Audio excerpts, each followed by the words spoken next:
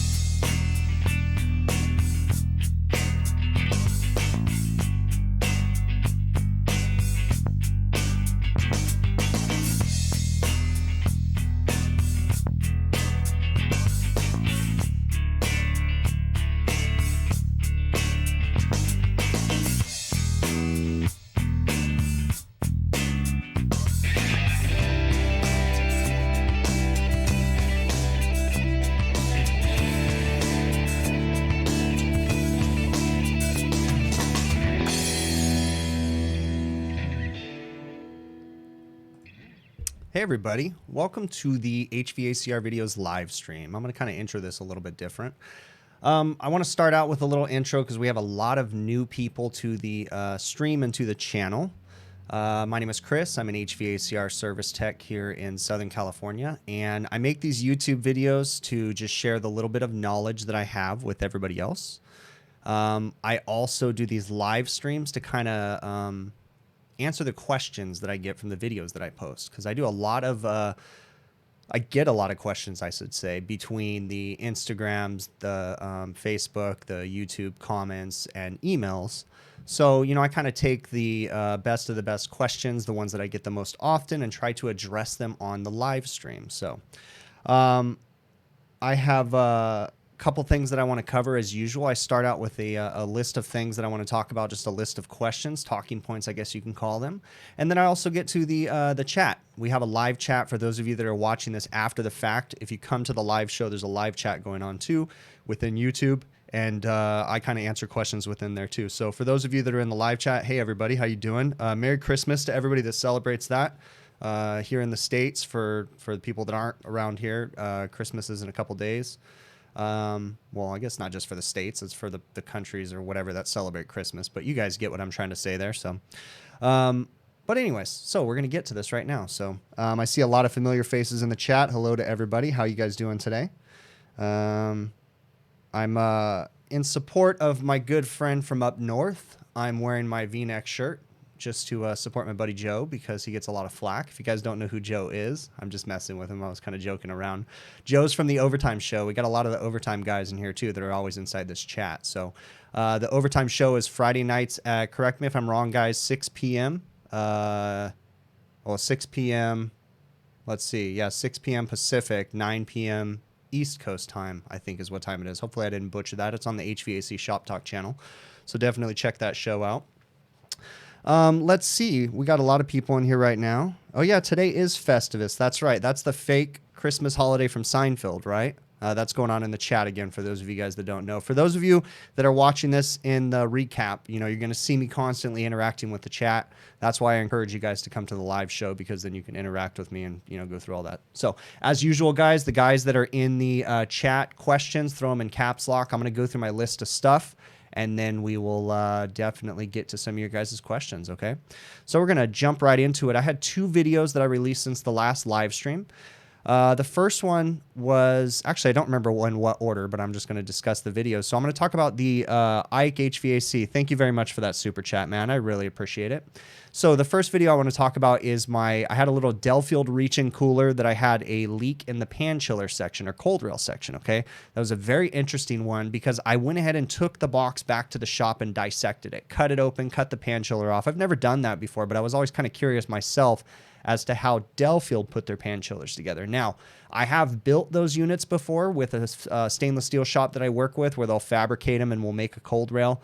I was never really successful in making the cold rails, because they just, I understand. Looking at the way that Delfield put theirs together, mine was nothing like that. Mine was just a simple cold wrap with some insulation on it. And I get, you know, Delfield totally encapsulated that thing in insulation. But it was really interesting, because we had the bottom, or the bottom of the cold rail expanded up. Now, I never really found out why the bottom of the cold rail expanded up. I had a lot of people in the comments that had said, you know, came up with some theories, and some of them sounded pretty good.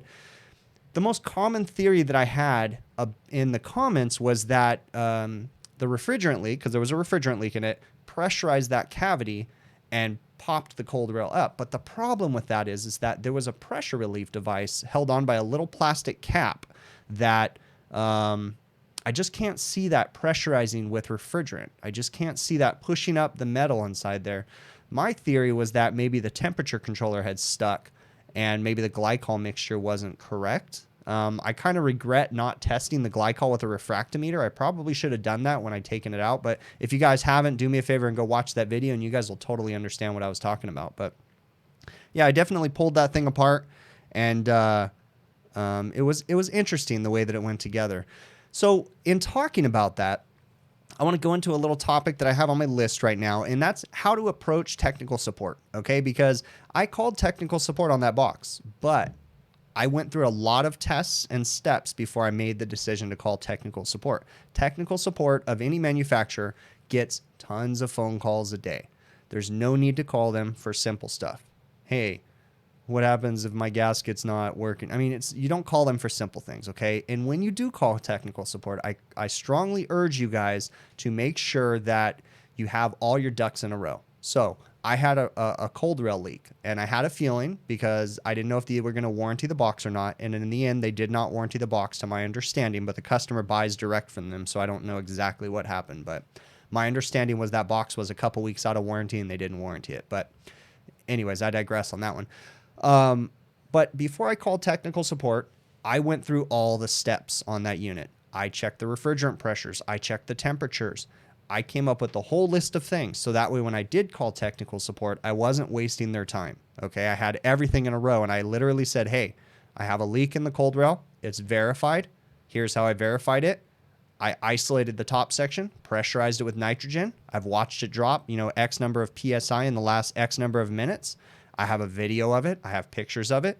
How do you guys want me to approach this? And they literally said, we're going to send you a sheet. And when they sent me the sheet to fill out, it was everything that I had already done. So I literally just copy and pasted all the stuff that I had and sent it on over to them. And they had an answer to me within like an hour.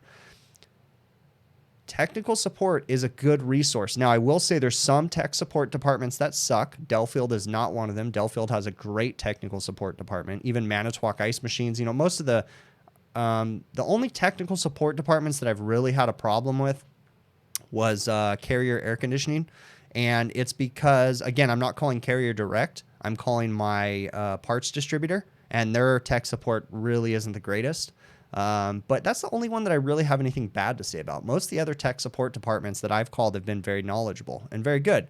But again, I'm not calling them asking them stupid questions. I'm really giving them the information that that they would. I kind of go to them and say, here's what I checked. This is what I did, to the point that they're like, well, sounds like you checked everything. I guess it's got that. You know, you get what I'm saying?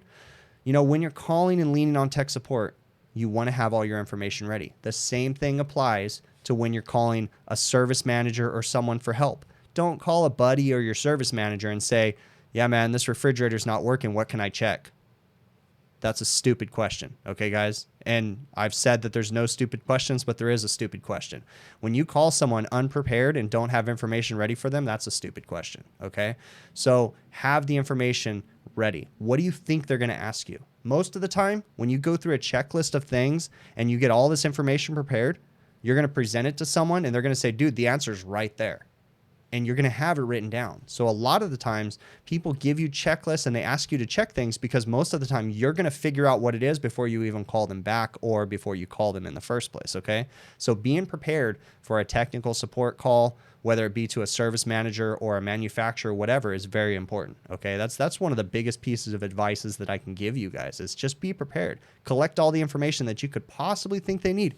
Even if you have too much information, it doesn't hurt. Okay. Get it all. Check it all. And then also one of the biggest things, I'm going to segue into a conversation too that I had with a manager, and this kind of goes into another video, but communication with the on-site staff. That is a very, very important thing. Okay. And I will definitely get to the chat here in a minute. I'm not really paying attention to that, but I'll get to it. Okay. Communication with the customer is very important. Talking to the customer, asking them what time things happened, when it happened, were there any funny sounds? Were there any funny smells? Just talking to the customer in general, building a relationship with the customer, that definitely helps you, okay? That's going to help you to excel in your troubleshooting techniques, okay? I'm going to go ahead and glance over at the chat and see if there's anything that I'm missing. And Matt Gordon asked me, was there any way to repair that cold rail or is there no way? No, it's all good, Matt. There's, you know, you can ask any questions you want. I was going to say there's no stupid questions, but I did just mention a minute ago that there is stupid questions, but no, that's not a stupid question. No, there was no way to repair that rail. There was no way. Once I pulled that thing apart, I was not getting it back together, okay? That thing was sealed from the factory with insulating foam and all kinds of different things, and I had to pry up and bend metal and all kinds of stuff to get it apart. So in that particular case, once that reach-in had a leak in the cold rail, there was nothing we could do. The customer actually already replaced it, and we actually already installed it before I brought it back to the shop and disassembled it. So between the diagnosing, the first part of the video, and the last part of the video was probably about 3 weeks of time had passed because the customer actually ordered a new refrigerator. That's a big national account, so they order everything themselves.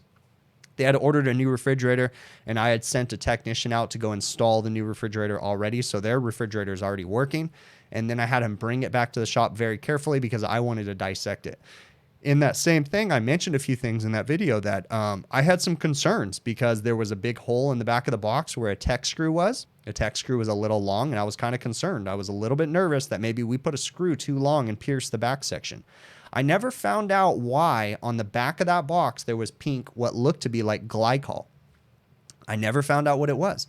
Maybe it was just the marker that a previous tech had used, because if you noticed on the back of that box, there was a bunch of writing where someone had written something with like a pen or something like that. My previous tech that was there had written on the back of the box, and I don't know. He may be watching this. He may not. I'll have to ask him. Maybe he wrote in a red paint marker or something like that, and it just faded off. I never figured out why there was pink running down to the back of the box because there was absolutely no way possible that the glycol had leaked out.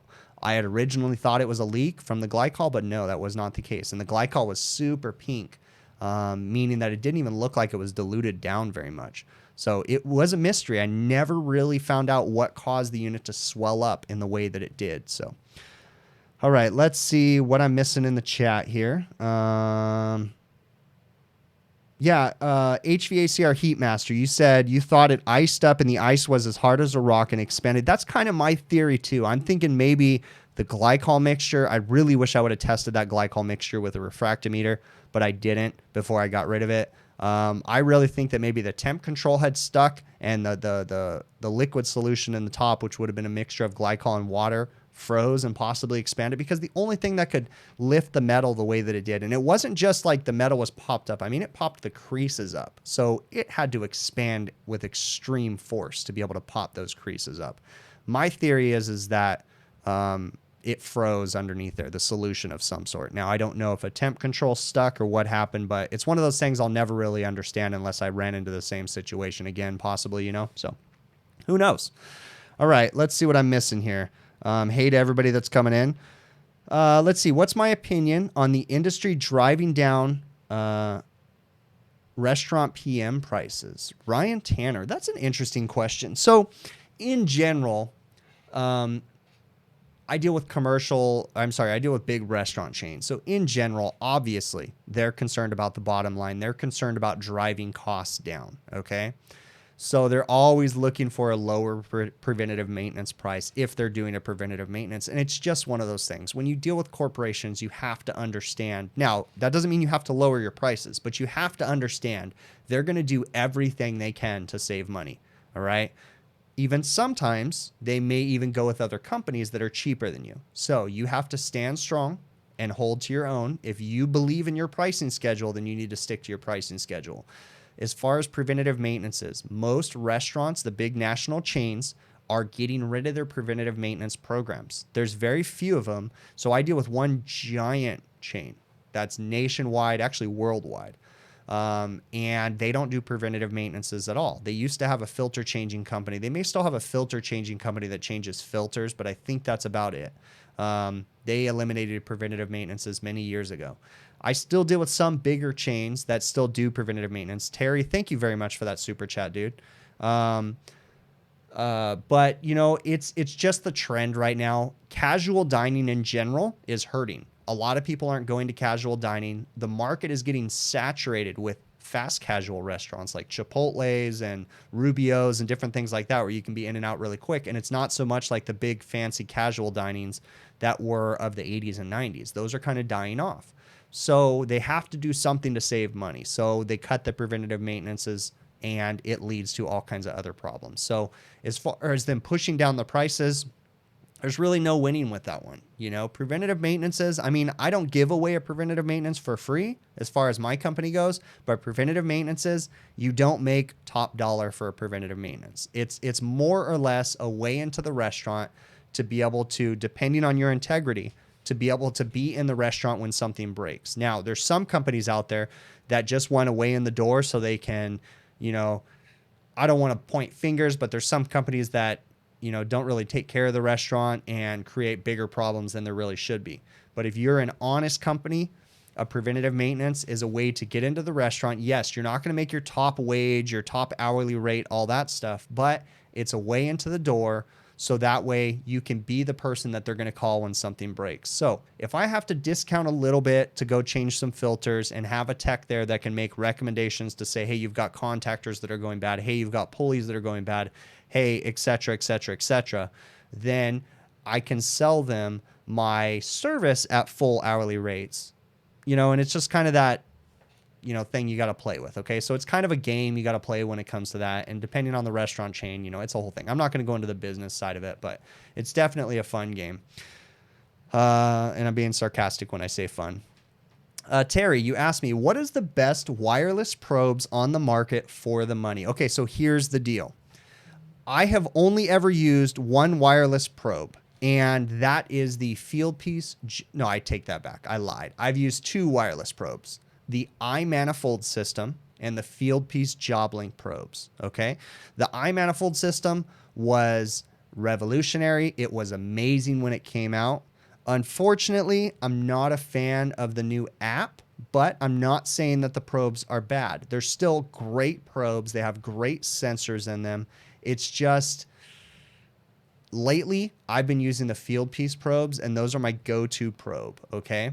Without getting into all the politics of what happened with the iManifold company, here's what I don't like about the iManifold. And I don't mean to talk crap. They have still amazing probes. Okay.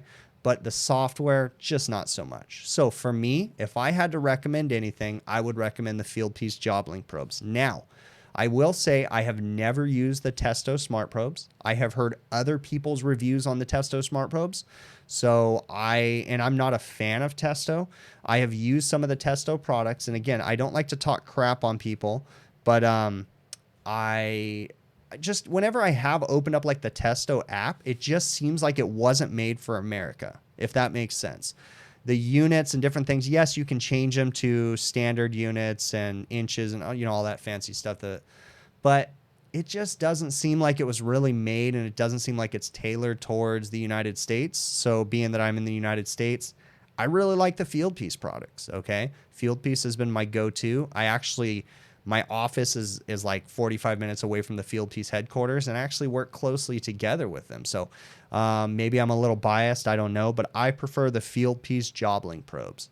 Definitely a good probe set to get. There's always show notes in my videos for different products. There's Fieldpiece probes, but what I would highly suggest is if you're interested in the Fieldpiece JobLink probes, my buddy Zach has the HVAC Shop Talk channel, and he actually has a discount code with True Tech Tools. If you don't have a local supplier that you want to go through, check out TrueTechTools.com and use my buddy Zach's offer code Shop Talk, and you'll get like it's an 8% discount. Okay, shameless plug right there for my buddy, but I get nothing from that. But anyways, I'm going off on a tangent again. Okay. So I will go ahead and go back to my list right here, and then I'll definitely get to some more questions inside the chat, okay? So the next video that I released was an interesting one, and it was on the exhaust fan that kept turning on and off, all right? It was the whole exhaust fan system. So that one was a really interesting video in that I wanted to stress very much that we had good communication with the manager when I walked in the door. Very important, okay? Again, no matter if I have a problem with the manager, no matter if he's difficult, when I walk in the door, I greet the manager. I shake his hand. I say, hey, what's up? We bump fists, whatever it is. We stop. We say hello. I ask him how everything's going. How's everything running? What did you guys call me about today? I said the service call was about exhaust fans. Is that what's going on? And then I ask him, what is your opinion? What's going on? You quiz them in a nice way. Is there a certain time that it happened? Is there anything funny that happened? And then the manager said, yeah, you know what? We had a power outage that day. We had a power outage. And then later on in the day, our exhaust fans just started turning on and off, on and off, on and off. Okay, cool. The most valuable information that manager could give me was that he had a power outage that day. Now, that did not answer my questions, but it gave me some knowledge to be able to approach the problem. So I walked up to the hood system. It was running fine. No problems. Okay. But in the back of my mind, I was thinking they had a power outage. So it's kind of a smart hood system in that it has some automatic features and it has a fancy circuit board in it. And I approached it and just said, hey, I already had a hunch when he told me that he had a power outage. I said, I bet you it has something to do with that power outage. So again, I wasn't dwelling on the subject, but I had that in the back of my mind. So I went up, I checked everything out, went onto the roof, found a few loose belts, nothing major, went back downstairs. And then I had a pretty good hunch the entire time. I went ahead and before I even called technical support, I went ahead and pushed a few buttons, checked to see if I could figure out what was going on. Everything seemed to be fine. And then I called technical support and I asked them about my hunch. I had a hunch. I said, does this hood have an auto power on feature? And he said, yes, it does. And it's based off of temperatures. And I said, okay, cool. So I said, if the restaurant had a power outage and they didn't turn their hoods back on manually, would the hoods have turned themselves back on automatically? And he said, yes, they would. And I said, cool. And then we went through the process, okay, and calling and talking to tech support. And we were just kind of reviewing the things that I saw. I reviewed the error message that was on there. And he said that error message was a little concerning, but we went ahead and cleared it out. It could have been because of the power outage, who knows? So we cleared the error message out. And then we were kind of going through the sensor settings on that one. And we saw that we had a high room temperature sensor. And I'm sitting here thinking, you know what? The room temperature is cold in that kitchen. It was like 60 something degrees because it was a cold morning. And I go, there's no reason for that room temp to be that high. And then in talking to technical support, we kind of confirmed that my possible suspicion. Now, again, possible because I never got to recreate the exact problem. So I was kind of going at it with a educated guess, all right? And I believe my suspicion was confirmed because it's been about a week and a half and we haven't had any more problems. And that was simply that the zone sensor or the room temperature sensor was located in front of a supply duct. So it was getting hit with the discharge air from the kitchen AC. All right. And when they opened up the outside door, it was blowing air into the building. The kitchen AC was cranking. And my theory was that the auto power off feature was actually turning the hoods off. Okay. So the whole point is I'm not trying to tell you that I'm absolutely correct with my diagnosis, okay? It's not that. It's how I approached the problem that I want you guys to take note of, okay? I do not know everything. I will not ever know everything. But the way that I approached the problem was looking at the big picture, thinking about everything, educating myself, asking questions on the phone to technical support, not calling tech support and saying, you know, this is what I think it is. I called them and said, hey, I have a theory, but what are your thoughts? How does this hood system work? Refresh my memory, explain things to me. And we went through and we systematically broke down what could possibly happen and what could possibly make the hoods turn on and off, okay? I went ahead and changed all the belts or adjusted unnecessary ones and changed some of them too. But again, big picture diagnosis, guys. Just stepping back, looking at the big picture, evaluating everything. Communication is key with the management.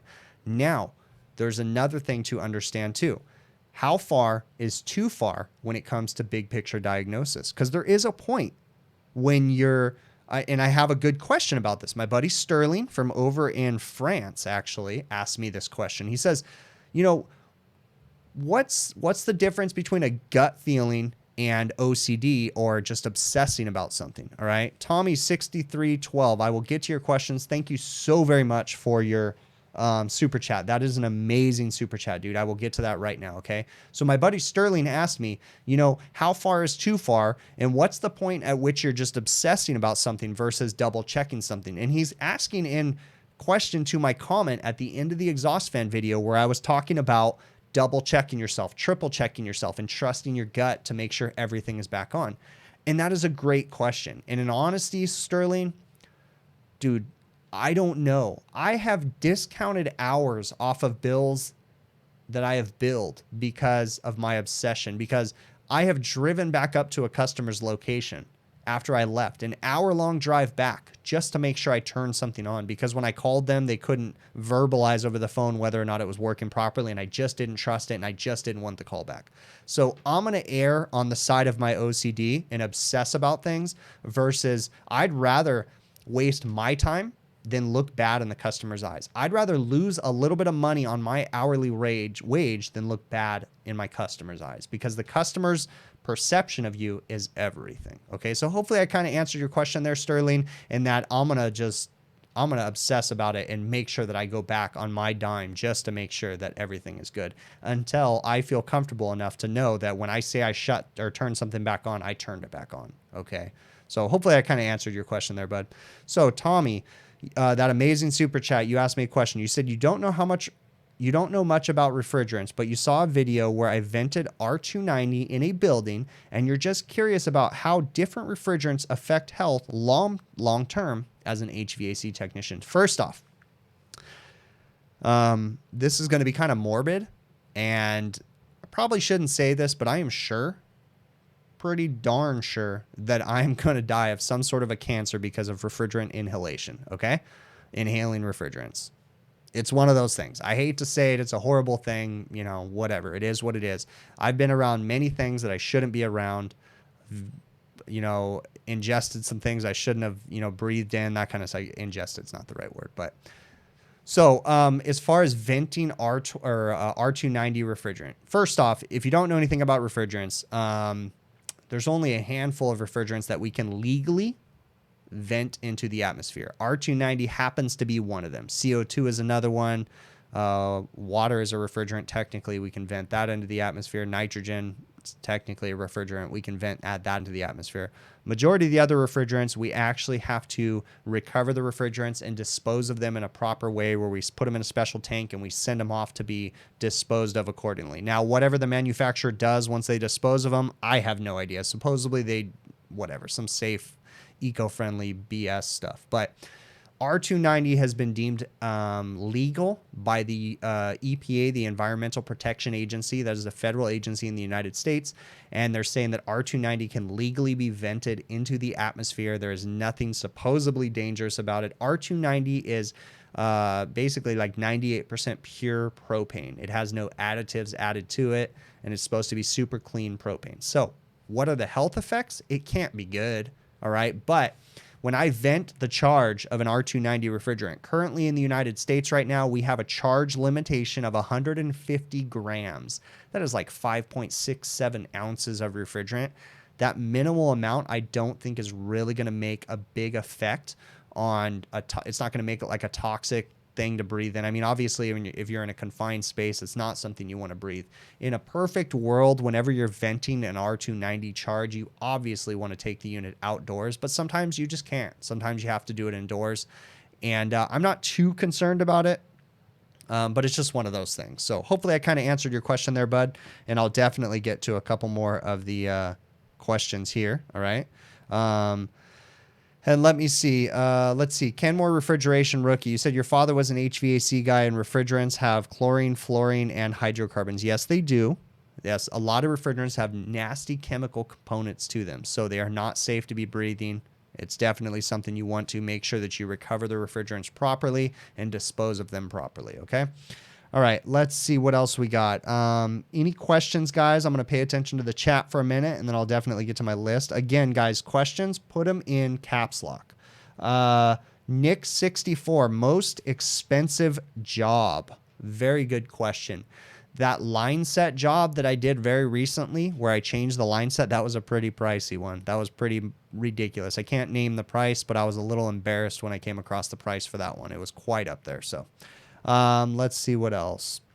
How do I know when to draw the line and condemn the unit? Ike HVAC asked me that question. So that's a really good question, and that's actually something that's on my list.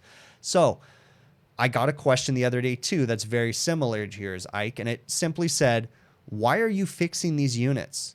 That unit, and they were concerned about a 5-ton air conditioner that I changed a compressor on, fixed a leak on. I think I even changed a motor or something like that. And they were like, why did you fix that unit? It would have been cheaper to replace the entire unit. And while the question is somewhat accurate, here in California, the replacement cost is stupid expensive. All right. The government regulations in California are ridiculous to the point that most customers have been fixing their equipment lately, even though the actual equipment price is probably cheaper. The installation price, the permitting price, and all the red tape they have to go through oftentimes makes it so expensive that they opt to fix equipment before replacing it. So know something, that when I quote to replace a compressor in a 5-ton air conditioner, I call my contacts at that particular company and I say, hey, look, do you have any interest in changing this equipment? And most of the time they say, don't even quote it, just quote the repair. Don't even quote a replacement. We don't even want to think about it. Okay. It's very rare that customers choose to replace equipment. Now, I do have some customers that are very proactive, but it's usually on the latter side. Most of the time, customers just want to repair equipment. So we just give them the option. We put it in the customer's hands. I give them the facts. So to answer your question, Ike, I just give the customer the facts. Most of the time, the big national chains, they have a dollar amount that that particular piece of equipment is worth. They have a shelf life for that particular equipment. It's usually based off of a depreciation time at which the tax write-offs end. So usually the customer says, hey, I don't have any more tax write-offs on that unit. It's fully depreciated and the cost is this much and the replacement is this much. Let's buy a new one. So it's really inevitably in the customer's hands to make the decisions on whether or not it's time to replace. If I had to say, if a repair, in a perfect world, if a repair cost was 80% of the replacement cost and the unit was out of warranty, I would encourage the customer to go ahead and replace it. Because the new box is going to get a warranty typically. Refrigerator warranties for the most part these days are 3-year parts and labor warranties and 5-year compressor warranties. But again, it's not my decision to make. I make a recommendation and I put it in the customer's hands. I give them a repair price, I give them a replacement price, and I say, what do you want to do? And then they make those decisions. And it all changes depending on the time of the year, how their budgets are going. There's all kinds of numbers and fancy stuff way beyond my head that go into that one, okay? All right, let's see what else I got going on in this chat.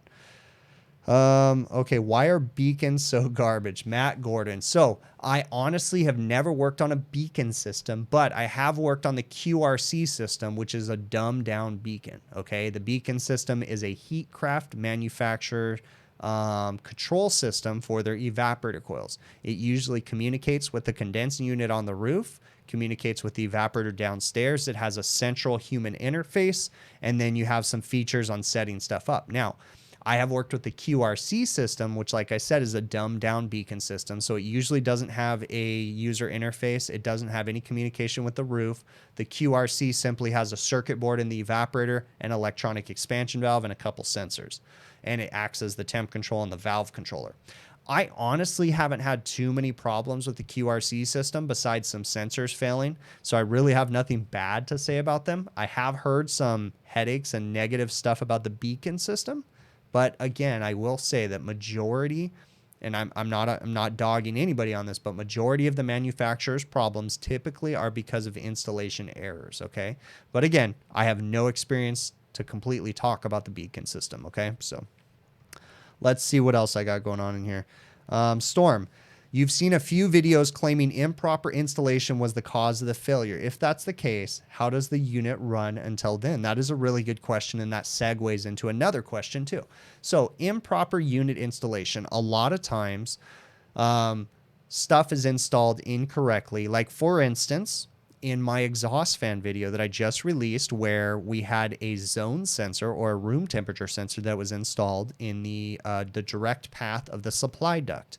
It never became a problem until the one time when they had a power outage and the power turned the exhaust system back on. It's just one of those fluke things. That particular restaurant has been open for 5 years and they've never had a problem with that exhaust system like they did. It's just that one fluke time that I was able to dissect it and figure out what happened. A lot of times too, you know, when I take over a restaurant, I see potential installation problems too. And I will bring them up to the customer and say, hey, you know, this is a problem. And the customer says, well, is it working? And I said, yes, it is working, but it's not correct. And they say, just leave it alone until it becomes a problem. Again, it's all about the numbers sometimes with these customers, okay? I have an air conditioning unit that I've showed a few times on different videos, and it's a Lennox package unit, and the circuit board is completely disconnected. There's wires going everywhere. Originally, when I took over that customer's account, the customer said, hey, go ahead and get it fixed, but I honestly have not had a chance to fix that unit yet, and it still sits that way this day. The heating works and the cooling works. So one of these days I'll get to it, but it's one of those things that I just haven't torn apart. And it's a mistake, and it's been operating fine for years. Now, someday it may be a problem, and to be able to fix, you know, let's say something else breaks in that unit, but because the circuit board's all disconnected and there's all kinds of funky wiring, I may go to the customer and say, look, dude, this thing's been torn up since day one. I can't fix the existing problem until we fix this problem. So that creates, you know, a headache too sometimes. So when there's improper installation, sometimes it just leads to a short equipment life, and you have to correct the installation issue once you install new equipment or replace a compressor or something like that too. So oftentimes equipment will run for a very long time, and you know, you just wait until things break sometimes, okay? We try to bring it up, but sometimes the customer just doesn't want to spend the money. So, all right, let's see what else.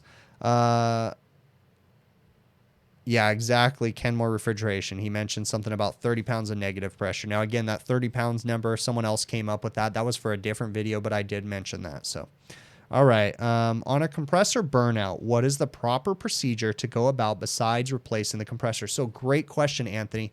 So, here's the deal. When we have a compressor burnout, so assuming that you just came to this restaurant for the first time. Let's just call it a restaurant, okay? It could be anything, though. So let's say you came to the building the first time. The first thing that I'm going to do when I approach a situation where I find a grounded compressor or a burnout, okay, is I'm going to quote the replacement to the customer. And there's certain steps that I'm going to take. So if I'm dealing with a package unit, like let's just say a Lennox air conditioner, I have some theories in my head. I have a Lennox air conditioner and I have a grounded compressor. Well, I happen to know that on this particular model of Lennox air conditioners, not all of them, but on this particular model, I've seen a lot of expansion valve power heads fail. Okay.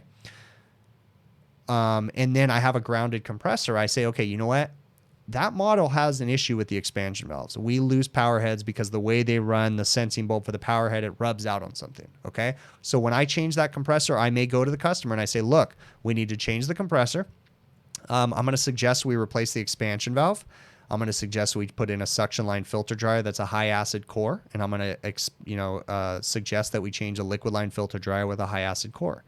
Now, in the past, I would suggest an acid neutralizer and an acid flush. Now, lately, I've been kind of leaning towards not doing acid neutralizers and acid flushes, not judging anybody for that does those, because almost my entire career, I used acid neutralizers and acid flushes, and I really haven't had any problems. But a couple years ago, I heard a podcast with Mr. John Pastorello from Refrigeration Technologies, and he really kind of stressed something into my head on the podcast about not using any additives in the system, and I've kind of been going that path. So today if I was going to quote a burnout: compressor, dryers, expansion valve on a AC unit, depending on the unit. If it's a refrigeration system, I might not change the expansion valve, but it just depends. You know, I just got to evaluate each one differently.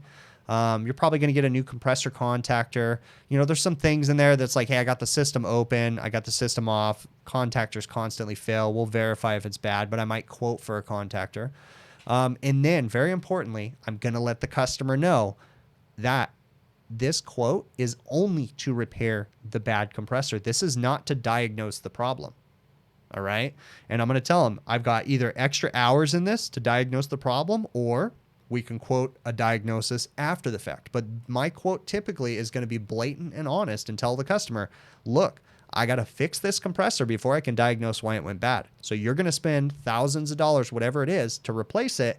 And then I'm going to tell you what caused it to go bad. So you approach each one differently. You use your senses. You kind of look at it and you say, man, that condenser fan motor looks like it might be burning up or locked up, or the bearings might be going bad. So you kind of just approach everyone differently. But again, just thinking about everything that could possibly go wrong to cause that compressor to go bad. And also letting the customer know that, hey, this might not fix everything. You know, we're going to have to do this, or we're going to have to do that too. Okay. All right. So let's see what else we got going on. Let's see. It looks like someone already guessed. Yeah, definitely. So someone had already sent me an email with the movie quote, and the movie quote was Planes, Trains, and Automobiles. So I'm not doing a prize for the movie quote anymore. That was just like a one-time thing, but I do like the idea of people sending me an email just because it lets me know that someone got the movie quote. So Planes, Trains, and Automobiles is a great movie. Steve Martin, John Candy, love that movie. So that's a really funny one.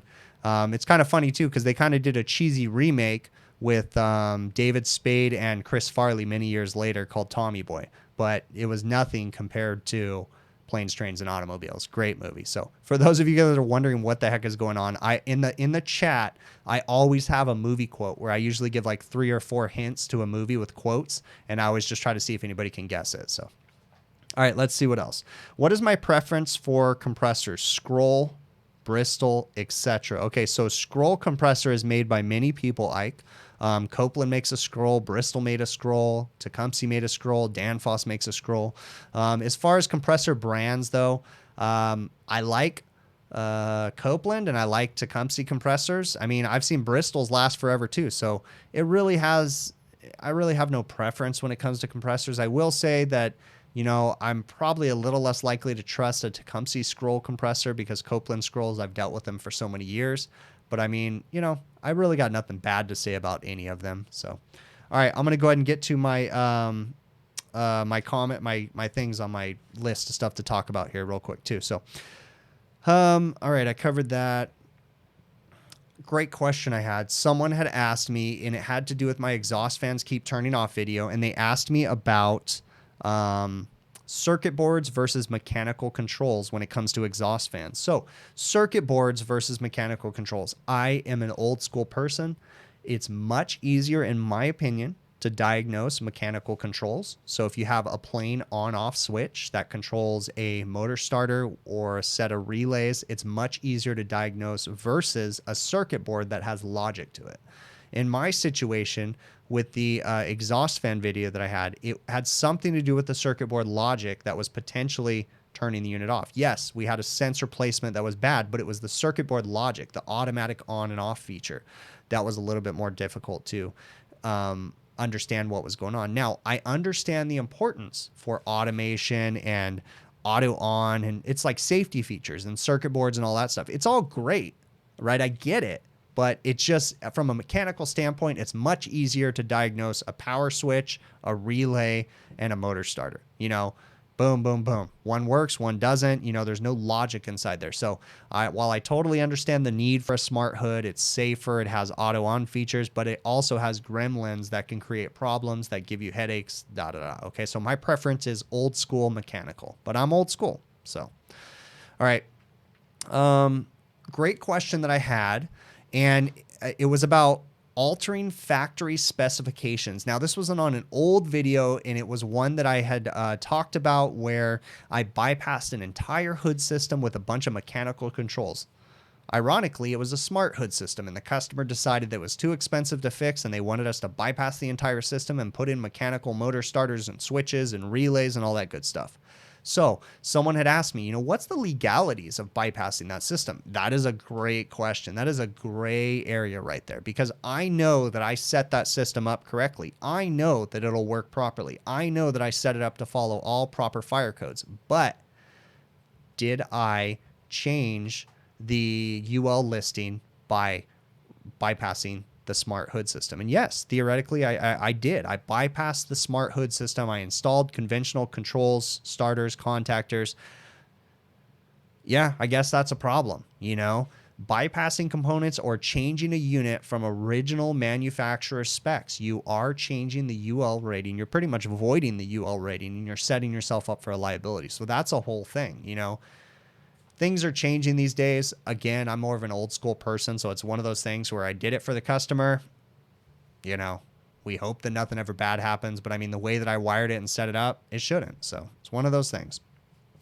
All right, another great question that I had, it's on my list of stuff to talk about, was discuss my obligation as a service technician to report safety issues, fire hazards, health issues, that kind of stuff. And I've been getting this question quite often. Guys, I see the chat passing by. I'll definitely get to that in a minute, okay?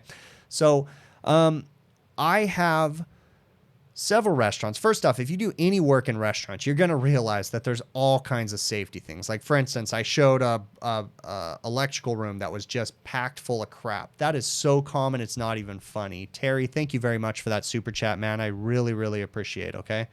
Oh, and you said you just bought the... Okay, cool. Right on, dude.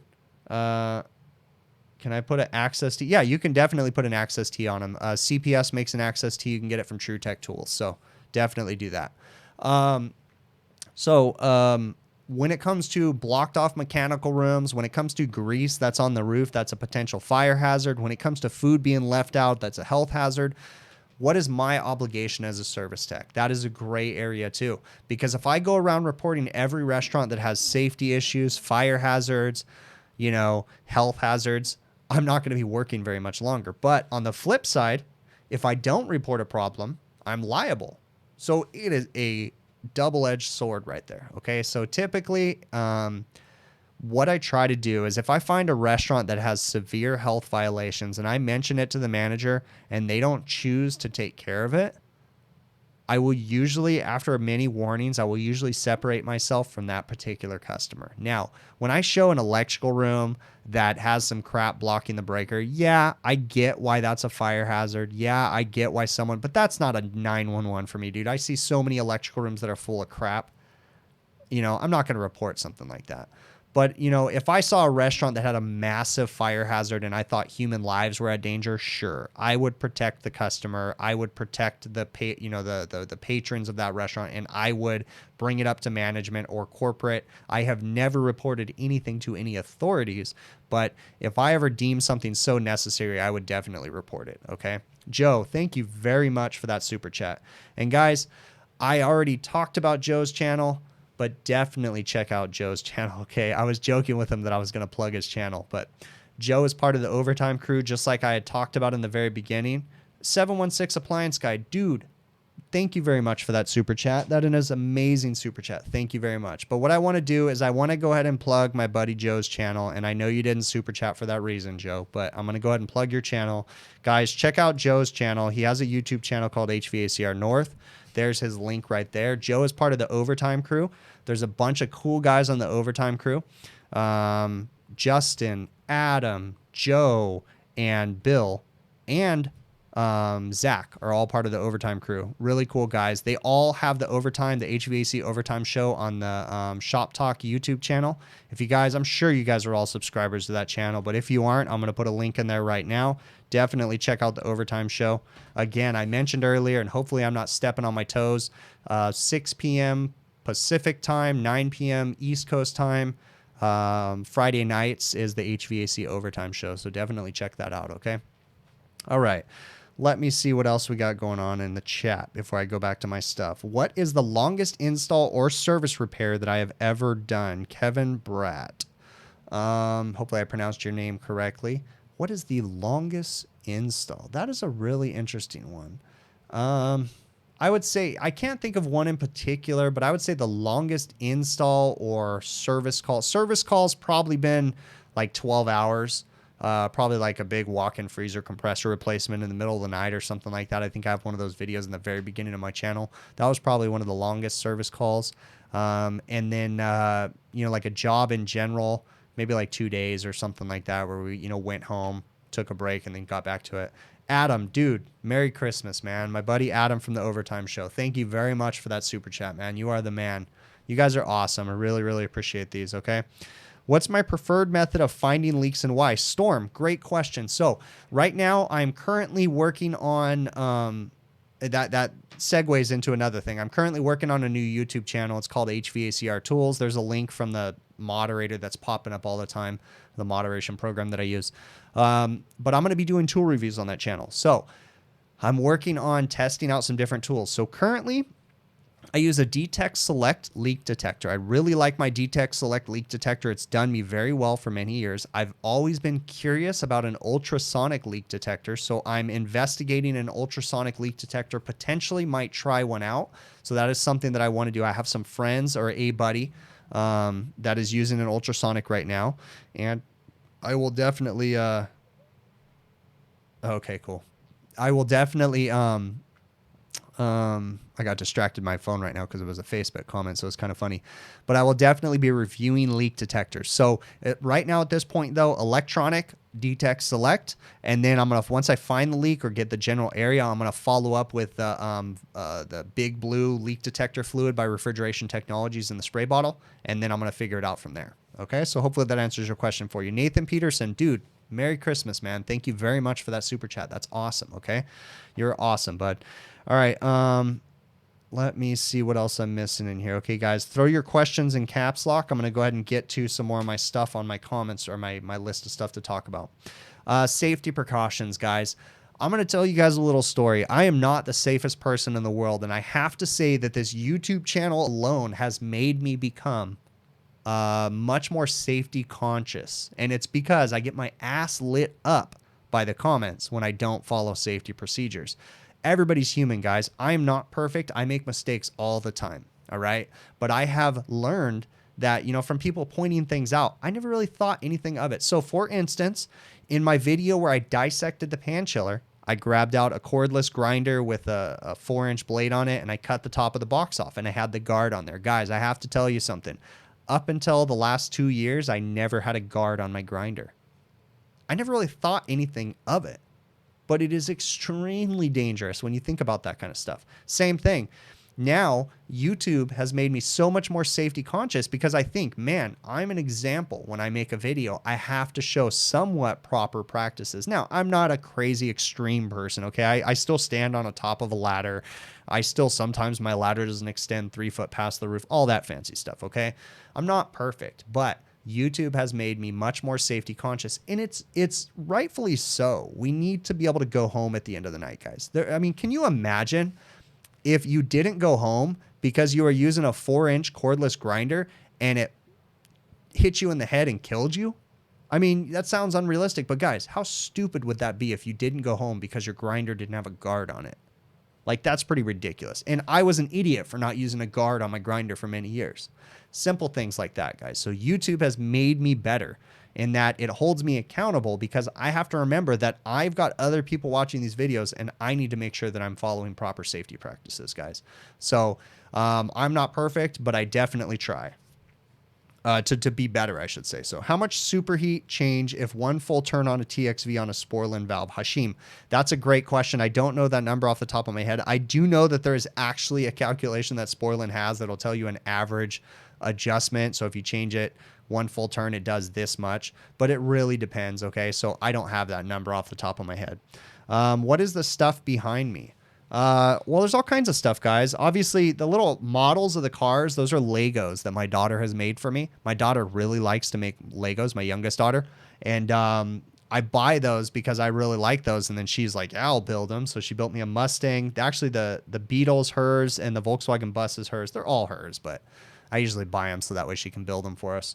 But yeah, and then there's all kinds of electronic devices. So right behind me on the plywood right here, that is a duct detector for an air conditioning system. It's a smoke detector, a glorified smoke detector for an air conditioner on top of a restaurant. And what it does is when it senses smoke, it has all kinds of relays, and I can do all kinds of stuff. I can set off alarms, I can set off lights, strobes, turn the air conditioner off, all kinds of different things. So it's a trainer board, actually.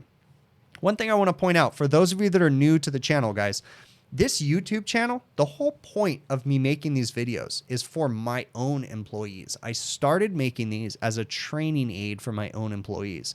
So that board with the smoke detector right there is a trainer board so that I could show my employees, look, this is a breakdown of a smoke detector, and we could take it back to the shop and simplify them. One of the biggest things that I get from these videos is being able to share the little bit of knowledge that I have. And I usually like to make videos about things that were very difficult for me to understand in the first place. Okay. So, smoke detectors, I used to struggle with them so much until one day I finally figured them out. And they are the simplest thing in the world, guys. They really are stupid easy to understand. It's just a bunch of relays. And when you understand the sequence of operation, they change. They don't look like a big scary box with a bunch of electrical. They just look like a bunch of different relays, and you understand how they work.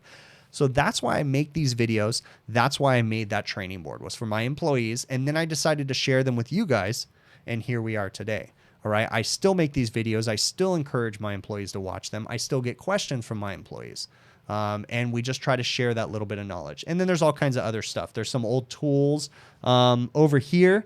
This is the guts of a compressor. I'll actually pull that over here real quick.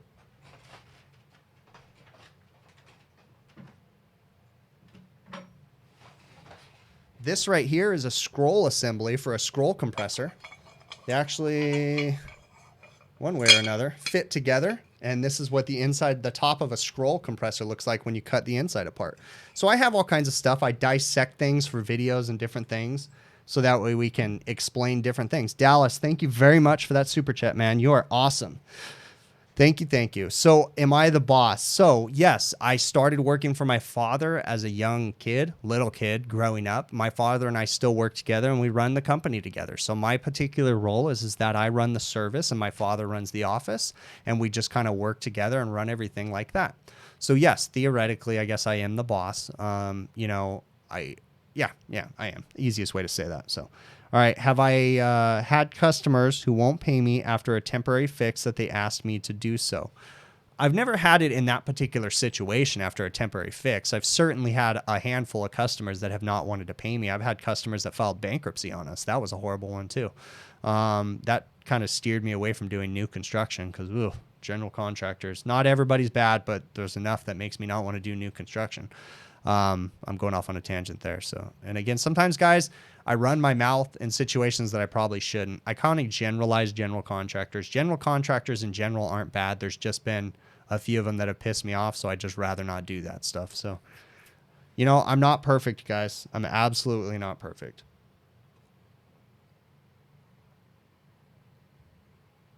All right. Let's see what else we got. How many employees? We have four trucks, including myself. So we're a small company, very, very small company. Small refrigeration company in Southern California. We mainly do restaurants. So, all right, I'm going to go ahead and get to my list here. Great question right here. Calls or repairs that should be covered under warranty. And what do I do in that situation? So I'm going to use the exhaust fan call where I had an improperly installed room temperature sensor. Okay. In that situation, sure, the installing contractor screwed up and installed the room temperature sensor on that exhaust system in a bad location. Yeah. In a perfect world, the installing contractor should come out and move that sensor. The customer should not have to pay for me to move that sensor. Yeah, that's a correct analysis of that situation. Okay. But, you know, ruffling feathers creates problems. All right. There's some things. Now, if the customer's not, if the piece of equipment is not under manufacturer's warranty, for the most part, I'm not going to raise a fuss. Okay. What it does to me as a contractor is it increases the amount of time that it's going to take me to get paid. I'd rather just go in there, fix the problem, and move on. Now, if there's I have to make a case by case decision on that one. Okay. So if it's a blatant problem and it's like, oh my gosh, this is going to cost the customer millions of dollars, you know, to fix, and this person messed it up, okay, I might say something. But in this situation, a zone sensor, it's not that big of a deal. It worked for how many years? How can I honestly prove that that is the exact problem? I'm making an educated guess. I'm just going to go ahead and move that sensor and move on. But it does raise a good question. At what point do I, you know, raise the customer's attention that this should have been done right from the first place? It should have, okay? But a lot of times, if I don't have to, I'm not going to raise a fuss just so that I can bill out and be done with it. I'm going to fix it and move on, okay? Now, if it's something that I did wrong, like on my install, one of my guys did wrong, oh, hell yes, I'm going to warranty that. We're going to take care of it, even if it's years later. If it's a blatant problem, we're going to take care of it because, and I'm going to confess it to the customer too. I'm going to go up to him and say, dude, I screwed up and we found this problem and we're going to go ahead and warranty it. Okay. Because honesty is your best thing when it comes to customers. Definitely. Okay. So hopefully I answered your question there. Let's see what else. Oh, this actually segues into this one. Customers and talking to them with confidence. So even if, okay, first off, when it comes to customers, ethics, that kind of stuff, you don't ever lie to customers. There's nothing that's going to come good of lying to a customer. If you're going to make an extra $500 from lying to a customer, it's going to bite you in the ass in the long run. So you need to be ethical, you need to be honest, and you need to make your money the right way. Do not ever screw customers, cheat customers, or lie to customers, okay? But, big but. Also, there's a fine line of talking to customers with confidence, okay? You need to, even if you're like a slightly unsure, do not ever admit that you do not know how to do something to a customer. Now, this is a gray area, guys. You don't ever want to get over your head in something either, okay? But it's okay to tell a customer that, you know what, this thing is being a big problem. I need to talk to the manufacturer, get some advice, and I'm going to call or come back tomorrow. I got it operating, but I'm going to come back tomorrow and we're going to dive into this a little bit more. Maybe I won't bill the customer for all the time, but that's code for, I don't know what the hell is going on with this unit. I don't know what I'm doing. I'm going to call the manufacturer. I'm going to figure it out and I'm going to come back tomorrow. Okay. Honesty when it comes to your billing practices. Again, I'm probably pissing a lot of people off with what I'm saying. Maybe some of you understand, but you don't ever want to show the customer that you don't know what you're doing. Okay. It's okay to have to learn sometimes. All right. It's okay to not completely know how an air conditioner's logic sequence works. Okay. But I highly suggest you don't want to lie to the customer, but you also don't want to go to the customer and say, yeah, I don't know what I'm doing. My boss sent me here. You know, that's just going to be a problem for your company. So talk to your boss and say, hey, boss, you sent me here. I don't feel confident working on this unit. I need you to send another technician. But don't go to the customer and say, I don't know how to work on this. I'm going to have them send someone else out. That's just going to be a problem. Okay. Communicate with your office. Do you guys I feel like I'm backing myself into a corner because I'm never going to do something wrong to hurt the customer, but I hope you guys are getting what I'm saying there. Okay.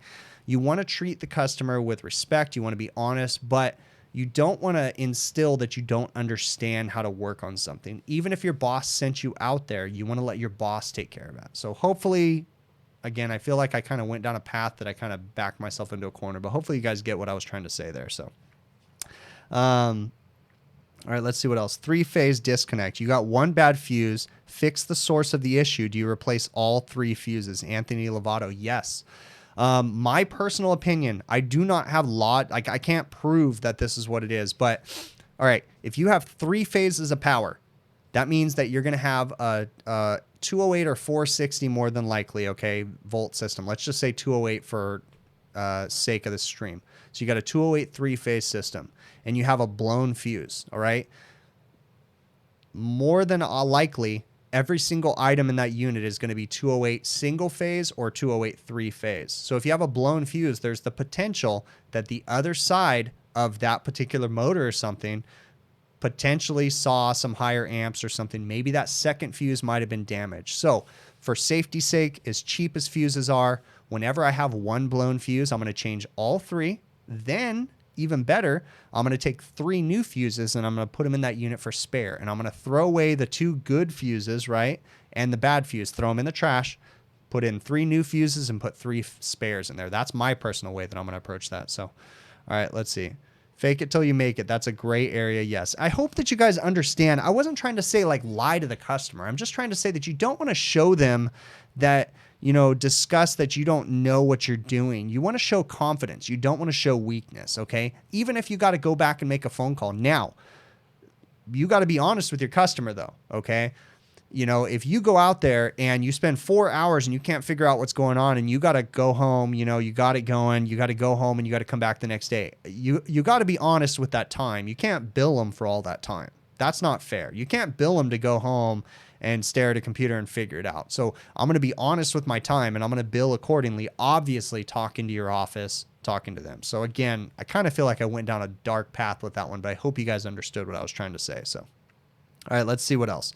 How long do you have a new hire ride with another tech? Storm. All right. So if a new hire is going to work with me, he's going to ride with me probably for 3 to 6 months, depending on, it really depends on his, you know, his skills and his ability. Okay. If he comes to me as a full-fledged technician, we have a 90-day probationary period. He's probably going to ride with us for 90 days. And then we're going to put him out there as a full-fledged service tech. But if he's an apprentice, he's going to ride for me probably for at least 3 to 6 months, if not longer. But I'm not going to throw him out as a service tech right after that 3 to 6 months. We're going to transition him into service. We're going to maybe start him doing preventative maintenances. You know, preventative maintenances are a great place to learn because you're in there testing equipment. You're learning the sounds, the looks, the smells. So that way, when you come out on a service call, you know what? When I did that preventative maintenance for 2 years, that motor didn't smell like that. And then now I'm out here doing a service call and that motor smells like a burnt smell. You know what I mean? You learn a lot from preventative maintenances. So 3 to 6 months, a new hire is going to ride with me depending on his skill level. Maybe he's going to school. Again, it all depends. So, all right, let's see what else. How long do you have? Oh, okay, I already answered that one. All right. You would have thought about a year or more. It really depends. It really depends. All right, let's get to more of my question, or my stuff that I have on my list of things to talk about. Great question. So someone had asked me a question about interlocking exhaust fans. And I believe that you are from another country, but it doesn't have to be. Okay. So in that particular question, he was asking, how was I able to shut off my particular exhaust fan without the cooking equipment down below still, or, you know, turning off too? So it really depends on the code. Okay. So sometimes we have exhaust fans that are interlocked into cooking equipment downstairs. Most of the time, that the ways that I see a hood system operating is that if the hood system ever went into a fire mode where the fire suppression system went off, usually it's tied into a shunt trip breaker or a gas valve solenoid valve. And when the hood system goes into the fire suppression mode, so if the hood system senses a fire and it sets off the fire extinguisher system that's built into it, usually an Ansel system or something like that, it'll close a micro switch in a panel, and it will send power to something, and it'll trip a shunt trip breaker and shut off, you know, whatever equipment is underneath that hood. Or it might turn off a gas valve to all the cooking appliances to shut off the gas flow to the building. But it really depends on the codes. Now, I personally have never seen a system. The question that was asked to me was, how was I able to shut off the fan on the roof and still have the cooking appliance still running downstairs? I have never seen a system where if I shut off the fan on the roof, it shut off the gas or supply to the cooking appliance too. That's not typical, okay? At least where I'm at. Now, particular code somewhere else might have to do that. And I could think how you could do it, but you'd have to have a bunch of relays and different things. So for the most part, at most of my restaurants, I can simply just shut off the power switch up at the exhaust fan and the cooking appliance will still continue to run. Now, at some point, there's fire safeties and different things built into it. Also, some particular panels or hood systems have interlinked devices built into them. So if one motor starter trips, it trips them all, and then it also shuts off the gas to the building. Who knows? I mean, it really depends on the particular code in your area that might shut down the fire shutdown system. You know, it just depends on what it is. But for the most part, I can go shut down any exhaust fan on the roof. It may create problems, but I can shut them down without messing with their cooking appliances downstairs. Okay, that's pretty common out here. Hopefully that answers your question for you. Let's see. Great question. So someone had told me, they mentioned in a comment about using my depth gauge. I don't think I have it right here. No, I don't. in one of my videos, I mentioned using a depth gauge for a pulley, and it's a Browning pulley gauge. It's blue. You put it in there and you can use it to see if a pulley is worn. And their comment was, dude, I don't need those. You can look at a pulley and you can tell when it's worn out. That is true. Okay. But something we have to understand is I make these videos trying to explain in detail the little nuances that we can look for to help train the next guy. Okay. So sure, I can look at a pulley or a sheave and I can tell you that pulley's worn out, it's time to replace it without even putting a tool in it to tell me what the gauge looks like or the sidewall of the V-shaped pulley. I can look at a belt and I can say that belt is worn, it's time to replace it without using a tool to tell me that. But there is a tool that we use, and I showed that tool in my video to help someone who maybe doesn't know how to look at a pulley or how to look at a belt and just know by the look of it. All right. I've done it long enough that I can look at most pulleys and say it's time to replace that pulley, but some people don't. So we do have tools out there. All right. Now, I'm going to be honest with you guys. All right. I have never used a belt tension tool. Okay. The little spring thing that you push down on the belt to check the belt gauge. I've never used one of those in my life, guys. I know how to tighten a belt. I know how to feel a belt. I know how to look at a motor. I know how to look at bearings, and I know how to say this one's working fine. But at the same time, I'm going to preface that with saying I do not work on heavy industrial. I work on light commercial, guys. I work on belts. A 4L240 is a common exhaust belt for me. A46 is a common AC belt. If I was working on bigger, heavy industrial stuff, maybe I would use a belt tensioning tool. Okay. I've never used one in my life. There's nothing wrong with using one. It's just, you know, I know how to do it without, and I've never used one before. The reason why I say that, I don't have to use a pulley gauge to tell me if a pulley's going bad, okay? But I show it because it's a tool that could be used by other technicians that maybe don't know how to use those or don't know how to tell if a pulley's bad, all right? Again, you guys have to understand something. These videos that I make are for my technicians. So guess what? I'm having a problem right now with maybe 1, 2, maybe 3, maybe all of my technicians not finding bad pulleys. I don't know. So I'm showing them in the video how to use a pulley gauge tool because I know how to do it. I've showed them. Maybe they're not figuring it out. You guys understand these videos are from my employees and I share them so that way you guys can see them too. Okay. So that's the whole point of me using that tool. Sure, you don't need it. You know, it is what it is. All right. Let's see what else. How many of you guys are 10 years old or younger? That's a good question there, Zach. All right, let's see. MC has it that anytime you shut down an exhaust, also grills were shut off. Nah, dude, that's not mechanical code. I've never seen that at any single location. Now, I've never seen that on a 3-phase where you're, you know, like if you have on the roof. Now, I can understand if the motor starter shuts down, but no, I could be wrong. Who knows? I am not an expert on mechanical code, but I've never seen that. I have so many restaurants out there that you can shut down the fan. Even if you trip the motor starter, it doesn't shut off the gas valve. Nope, doesn't happen. Now, if the fire suppression system goes off, yes, I understand that they're going to shut down. For fire suppression, I get that one because the whole point of fire suppression is eliminate the fuel source, slow down the fire. But I've never seen, and again, I'm not saying that I'm absolutely right. I'm just saying in all the restaurants I've ever worked in, I've never seen them shut down the cooking appliance when you simply turn off an exhaust fan. Never seen it. But I'm not saying that's right. I'm just saying I've never seen it. All right, let's see what else. Let's see. You're working on it. Okay, so, all right, I'm going to go ahead and get to my list. Oh, guys, I have a great thing that I want to point out right now. So what I'm going to do is I'm going to pop up something, and I'm going to screen share right now. And we are going to talk about something. So I'm going to screen share right now. So what I'm going to screen share is some Heatcraft installation instructions. Again, this is going to have to do with a head pressure control valve. I swear I get the most questions about this, and there's nothing wrong with it because this is one of the things that confused the heck out of me when I was coming up. All right. This is a head pressure control valve, and I'm going to preface this. This is an LAC valve. This is the easiest head pressure control valve to understand. There's several more. There's different types, but this is the easiest one. This is the simplest one, and it's simply a 3-way valve, and all it does is bypass the condenser, back liquid out, back liquid up in the condenser. The whole point of a head pressure control valve, this is another type. This is an OROA valve, I believe is what it's called. All right, these are all Sporlan valves. They have some other ones too. The whole point of a head pressure control valve is to maintain a set pressure differential across the thermostatic or electronic expansion valve. All right, more so, we really need that pressure differential across the thermostatic valve. Okay. So a head pressure control valve, what it's going to do, I've talked about this many times, but I'll talk about it again, is it's going to back up refrigerant, flood the condenser as if you're blocking the condenser off. It's going to raise the head pressure in the system, continue to push liquid down to the expansion valve, and increase the pressure differential. The whole concept of a head pressure control valve, this is on a refrigeration or a built-up air conditioning system with an expansion valve and a receiver.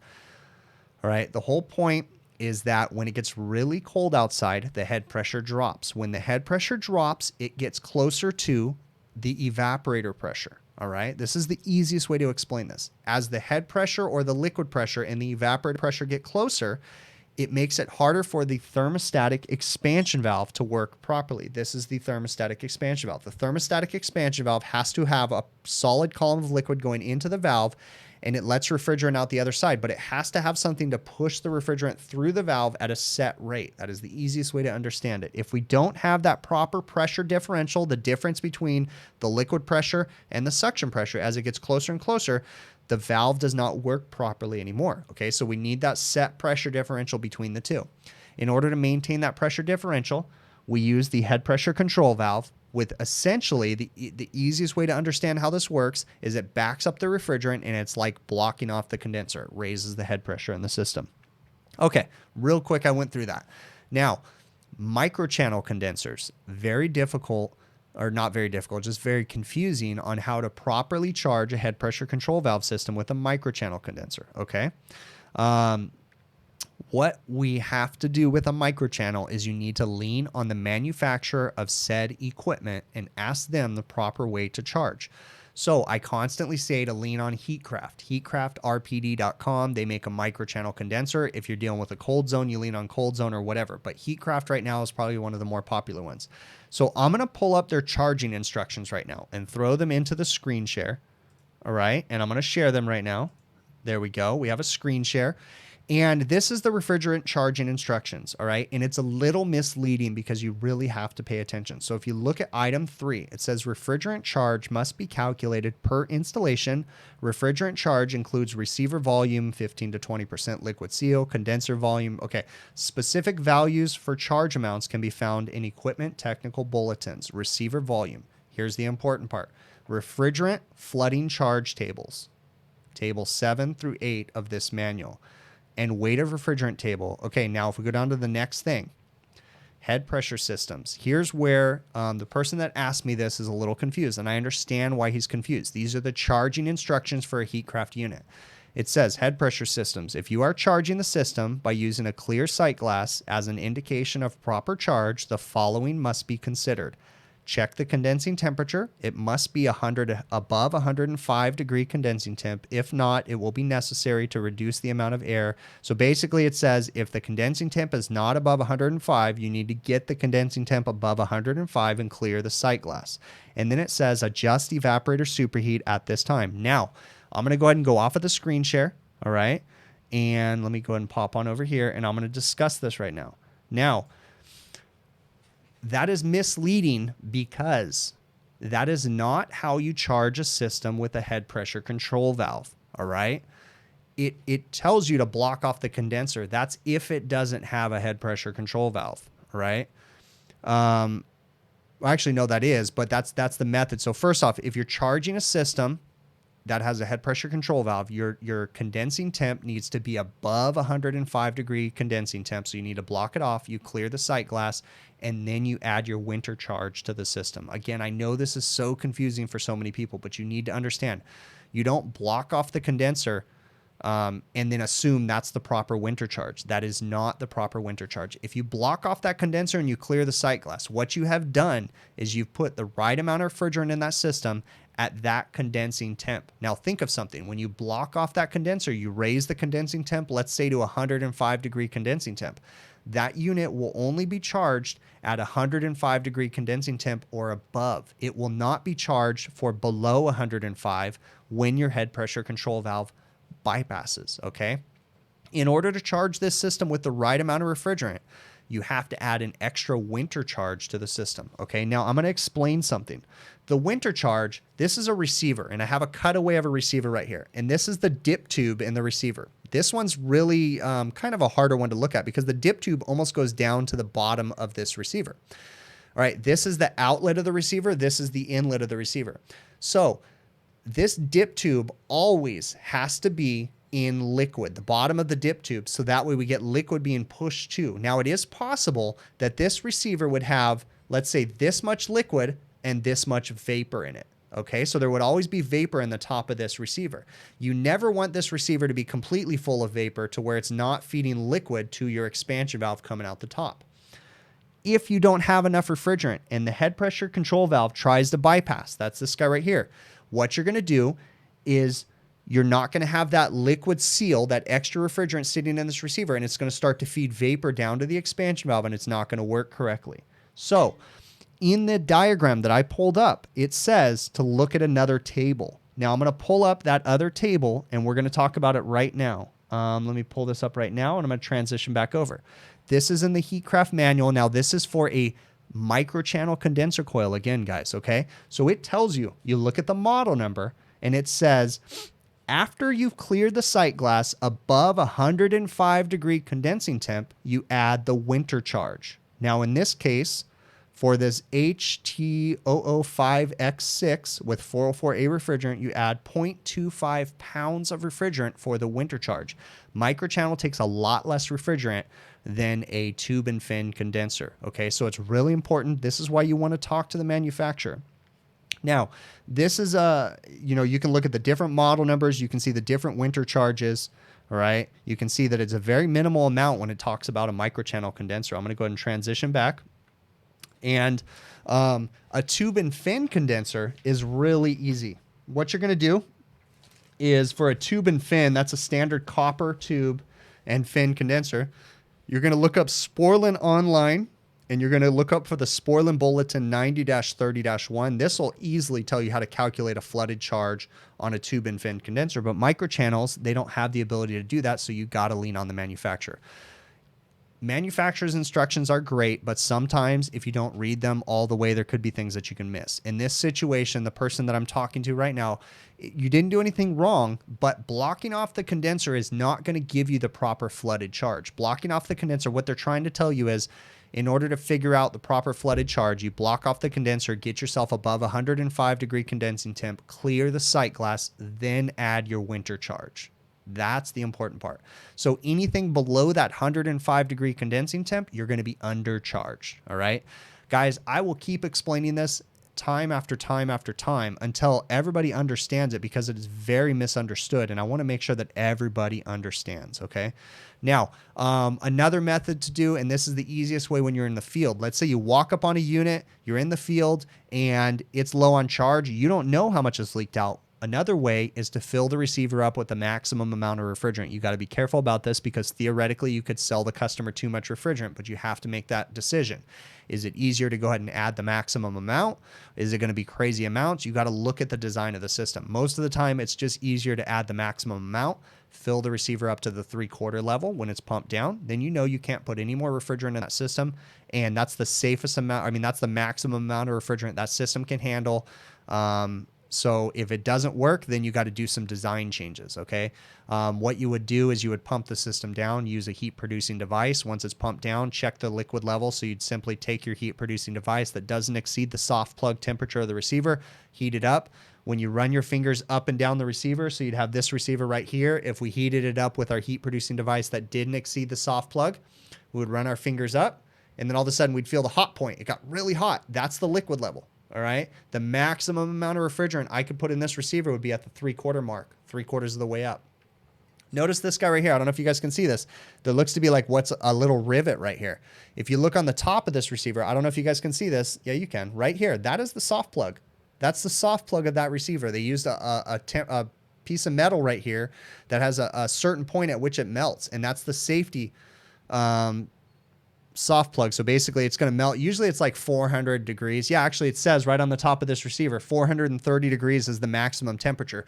So when this receiver exceeds 430 degrees internal temperature, this little piece of metal right here, the soft plug, is going to melt and it's going to vent the charge. So whatever heat producing your device you use cannot exceed that soft plug or that safety temperature of the receiver. All right. I'm not going to tell you guys what to use, but you guys can probably figure it out. All right. So that's it on that one. One thing I want to cover right now is my buddy Ralph. He's always in here. I haven't seen him in here today, but he may be. I haven't been paying attention. Oh, yeah, he is. I see him right there. My buddy Ralph is in here from Honeywell, and he's always willing to help you guys out when it comes to refrigerant-related questions. I plug him almost every single stream because Ralph is a really cool dude, and he's always willing to help. If any of you guys have questions about conversions, R448A, the new refrigerant that's replacing most of the medium and low temp systems out there, R22 replacements, 410A replacements, all those different replacement refrigerants, talk to my buddy Ralph. He works for Honeywell Refrigerants. I just put his email in there. Check him out. He's always willing to help. He's a really cool dude. Lean on him. He'll definitely help you out, okay? All right, another thing, I'll get to some more of your guys' questions, but I got two more things on my, or one more thing on my list, and I want to cover it. So I had a question about working for a company that does hot and cold side repairs, commercial restaurants. And the person that asked me the question said, look, I work for a company that does hot and cold repairs, and I feel like I don't get enough time to work on one particular piece of equipment to the point that he doesn't feel comfortable, and he's working on so much stuff, he can't grasp the concept of one particular thing. Okay, now I may be paraphrasing a little bit of what he has said, but the whole point is that it sounds like he's somewhat new. He kind of has an idea what's going on, but they have him working on such a variety of stuff that he can't quite grasp the concept. And he feels like maybe if he focused on one particular niche within our industry, maybe he would do better. That depends on every single person, okay? You may be good at working on multiple things. I work on all kinds of stuff, all right? But not everybody's going to be like me. Maybe one guy's better at working at just air conditioning, or one guy's better at working at refrigeration. You got to trust your gut and do what's best for you and your own. If you feel like you would excel and succeed to a higher level by working on just refrigeration, then you got to do what's better for you, okay? Discuss with your partner, your wife, whatever. See what's important, okay? You may have to save a couple, or shave off a couple bucks an hour, but you can go work on refrigeration and you could feel more comfortable and you feel like you aren't lost anymore. It really depends on what's best for you, okay? All right, I'm going to go ahead and focus on the chat now. And let's see if I missed any questions, guys, throw them in here. How do we structure our raises? It really depends on the skill that you're putting out and certain goals that we set for you. I'm not going to go too far into that, but it really depends on every single technician. It's not a plain, simple, you work for me for 6 months, you get a raise this much. No, it has everything to do with your abilities and the goals that you've reached and what you show me you can do for the company and how you can benefit the company. That's how people get raises. And inevitably, that's the best way all across the board. Now, there is some companies, you work for government, you're going to get a raise at certain tier levels, and it is what it is. But when you do that kind of stuff, I'm not trying to generalize everybody, but we all know that people that work for government jobs, not everybody, but there's some techs out there, or some cubicle workers or motor vehicle workers or whatever that are miserable and hate their jobs, and they're literally making so much money just because they've been there for so long, but they're really not that good at their jobs, okay? I'm not generalizing everybody, but when you have performance-based pay based off of your performance and the abilities that you show, in my opinion, it's better, okay? But I could be wrong. I don't want to pass judgment on other people. So let's see what else I have. How do you lower the rise? Don't know what you're saying there, rookie. Oh, got you.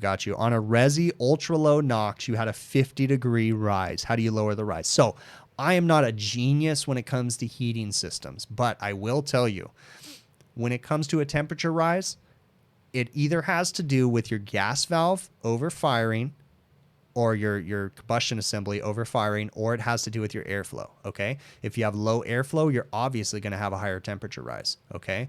If you have too high of airflow, you're going to have a lower temperature rise. Same thing goes with your gas valve. If your gas valve is not adjusted correctly, you're going to have issues. Now, I'm not a genius when it comes to combustion, all right? So maybe someone else can talk better than I, but those are basic concepts that when it looks at your temperature rise, okay? All right, let's see what else we got. What's an average pay in California for refrigeration? So journeyman level tech is going to make $35 to $45 an hour. Apprentice is going to start out at $16 to $18 an hour, and then everything in between. So what do I work on tandem compressors? I have before. I'm not an expert on tandem systems, but I do have some air conditioning systems out there that have tandem compressors. I've had some refrigeration systems that have tandem compressors.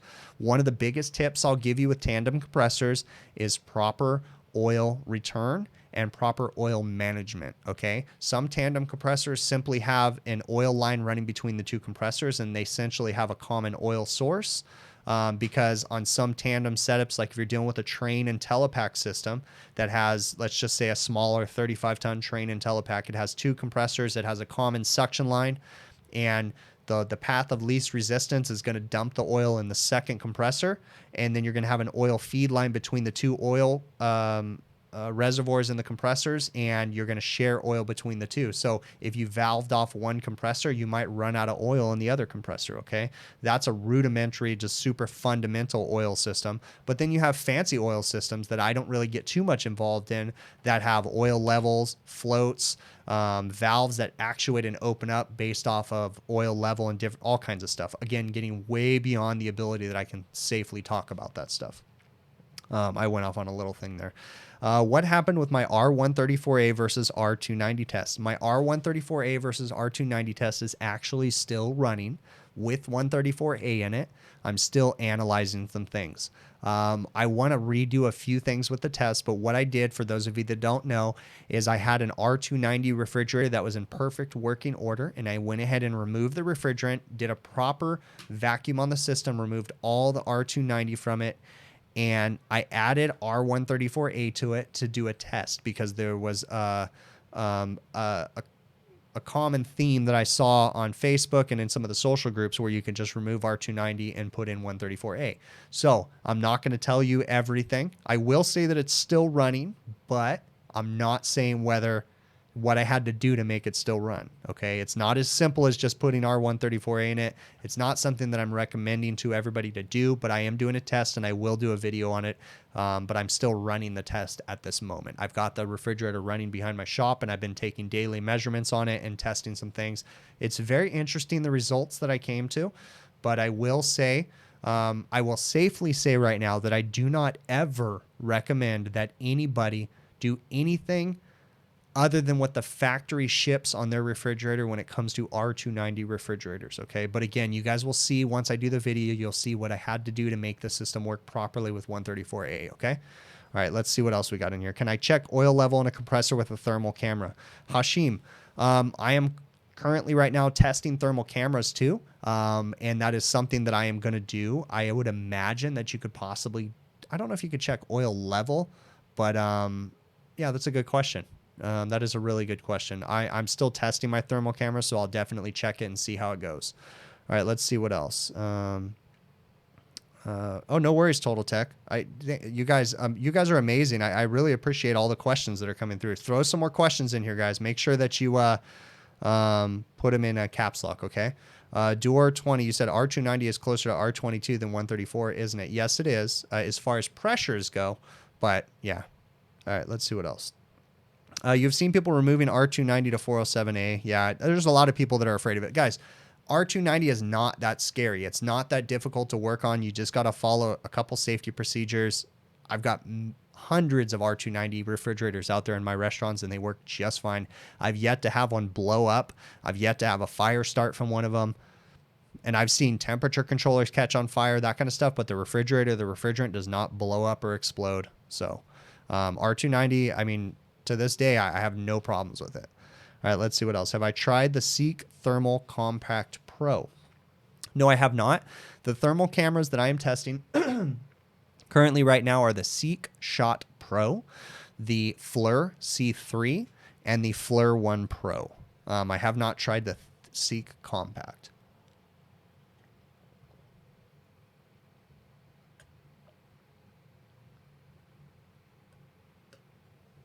Sorry, I was thirsty.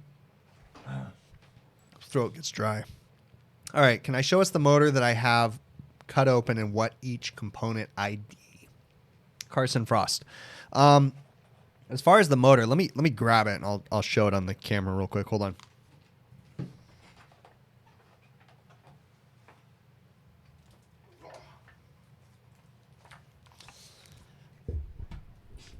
All right, so this is a scroll compressor. Actually, this is the internals of a scroll. It's rather heavy. Ugh. All right, I'm not going to go through everything, but essentially this is a 3-phase motor right here. It still has the overload intact. All right. Well, these are the components of the scroll compressor, basically. All right, nothing too fancy. Obviously, this, I don't know if you guys, it comes across right here, but this has some copper plating on it.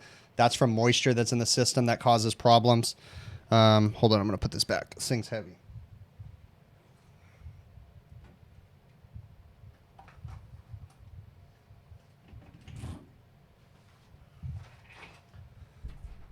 All right. Hopefully you guys heard me there. Let's go back to this. Let me see what I'm missing here. What would cause the rod in a Sporlan TXV to bend? Oh boy. How the heck would you bend this little rod right here? It's a stainless steel rod.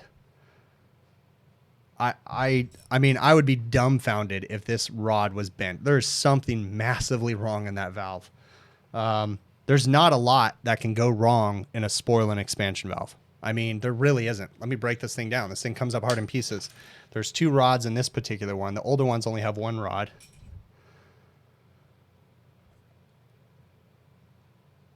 There's a, sorry, there you go.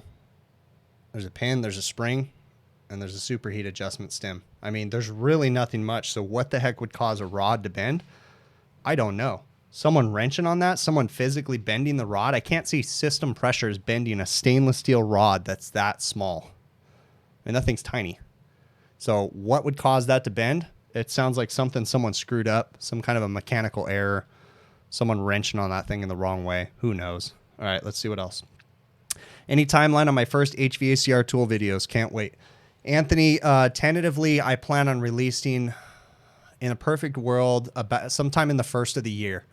Hopefully the first week of the year, I'll have my first video released. Is it safe to store that scroll on an IKEA shelf? No, it is not safe to store that scroll on an IKEA shelf. Thanks for pointing out, Adam, that I'm a cheap ass and I only buy IKEA shelves for my office. Yes, I did pay 27 cents for that shelf. And no, it is not safe to store that 40-pound compressor guts on that IKEA shelf that cost me 27 cents. All right, let's see what else. No, I trust that it was bent, Anthony. I mean, what the heck would bend it inside the valve, dude? The system pressures don't seem like they'd be that much, dude. Someone was wrenching on that thing somehow or something happened. All right. Yes, I am in California. Let me see. I'm just, guys, if you got more questions, throw them in here. I'll definitely try to get to them. Did I see someone say something to Ulysses? Is Ulysses in here? I haven't seen him yet. You guys, if my buddy Ulysses Palacios is in here, hopefully I didn't pronounce your name wrong there, Ulysses. Ulysses has he hasn't made a lot of YouTube videos lately, but if you go subscribe to Ulysses' channel, he does lots of cool compressor autopsies. He's actually one of the guys that encouraged me to start the YouTube channel, was watching his videos. So let me see. Let me see if I can find his channel right now. No, I can't. I don't know his channel. Actually, I'm a subscriber. I should be able to find it here. Let me go down here. Let me see if I can find Ulysses' channel. See if we can get him some subscribers here. Yeah, we go right here. Cool. I want to post a link to Ulysses' channel right now. He's got some really cool videos from way back in the day where he was dissecting compressors. Here you go right now. Check out Ulysses' channel. He does, again, he hasn't made videos in a very long time, but he was really diagnosing compressors. HVACR tech, am I really cheap? Yes, I am really cheap when it comes to certain things. When it comes to HVAC tools, I am not cheap. All right. I would always buy HVAC tools that I needed for work, because the way that I look at it as those tools are going to make me the money that I need. But I am somewhat of a cheapskate when it comes to certain things. So, all right, let's see what else. There's Ulysses. I see him right now. Yeah, definitely. Check out Ulysses' channel. Okay, again, encourage him, guys. Ulysses, you need to start making videos again, dude, because you're one of the dudes that encouraged me just watching your videos from in the past. And Zach's videos and Ralph's videos kind of encouraged me and gave me the guts. You know, originally I made videos, but I never really anticipated making them public. And then just watching all those guys' videos, it just made me want to do it. So, all right, Ulysses, do I have an SMA 12 you can borrow? You need to check for SCR valves. Either the controller's messed up or the valves. Yeah, Ulysses, send me an email, hvacrvideos@gmail.com. I would definitely be willing to send you my SMA 12 if you'll send it back to me. Definitely, definitely. So send me an email, hvacrvideos@gmail.com, Ulysses.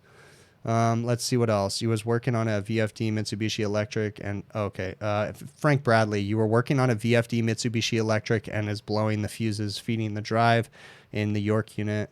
You bypass the drive and everything is fine. Have you experienced this before? No, Frank. Send me an email, Frank, hvacrvideos@gmail.com, and give me some more context to that one, and I can definitely try to help you out. Ulysses, I have the SMA 12 right here. The only thing about my SMA 12, Sporlan sent it to me, but I don't have all the plugins and crap. So the only way I can make it work is by cutting the wire to the valve itself. So I don't have the tool to adapt it to the valves. If you buy this, because Sporlan had sent me this one. If you buy it, they have a tool that basically adapts to the plugs. So that's another thing. But send me an email. I'll talk to you about it. So. Let's see what else. Recommendation on a pipe temperature clamp. Jared Troxell. So the Fluke 52 is my favorite temperature meter, I should say. I have a Fluke 52, and then Fluke has a temperature clamp, or you can plug in any kind of K-type thermocouple into the Fluke 52. The very important thing that you need to understand, if you're doing pipe temperature clamp. I mean, ideally, I'd tell you to check out the Fieldpiece JobLink probes because they have a temperature clamp. It'll work with your phone. That's probably the easiest. But if you have K-type thermocouples, I would recommend the Fluke 52. But feel free to send me an email, hvacrvideos@gmail.com. Have I ever worked on a Goodman package AC system? Yes, I have, Isaiah. I've worked on a few commercial ones. I've never done any residential work on the Goodmans, but I've done it. Have I tried the FLIR clamp meter with the thermal imager built in? No, I have not, Pro C. Don't want to talk crap about anybody's tools, but that just doesn't seem like a very high quality meter for me. In all honesty, if you're including a thermal imaging camera in a meter, there's too much going on in there. Again, personal opinion, not trying to judge anybody. I have no affiliation with any of them, but I would rather have a separate thermal imager and a separate meter. There's too much going on there. And if you look at, I wish I had my thermal imaging camera right here. I don't, but my thermal imaging camera, I have a cheaper one, and it's still like $700, but it's rather large. And to include all the components that you need into a meter, not really my cup of tea. No, I don't have. Oh yeah, I do have Hangar 24 Brewery down the road right now. Probably get myself demonetized for this, but right now it's Christmas time and I broke my diet. Rogue hazelnut nectar. So this is a brown ale, and it's like kind of like a subtle coffee taste to it. It's so flipping good right now. So Rogue hazelnut brown. It's been a month. I've been on a diet where I've been drinking water and not eating sugar. On a plus side, I lost 10 pounds, but I just broke it tonight by having a beer. So, all right, let's see what else we got. Where is the screen located on the Sporlan TEV? So it depends. So this is a flare valve that I took apart, and there would normally be a screen right here, and it's on the inlet of the flare. If I install, now I pulled this thing all apart, so it comes apart in pieces, okay?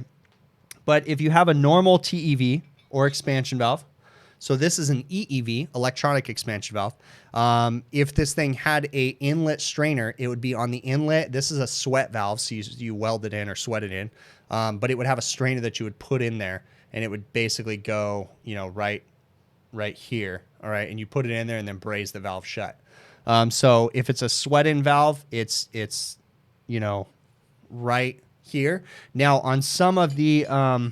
again, I got this thing all taken apart, but on some of the mechanical valves, they might have a strainer on the top that you can take a nut off, and there'll be an internal strainer, but that's only on a certain body style. All right, so Frank Bradley, you were working on a Mitsubishi Electric and is blowing the fuses, feeding the drive in the York unit. You bypass the drive and everything is fine. Oh, okay, I kind of talked about that.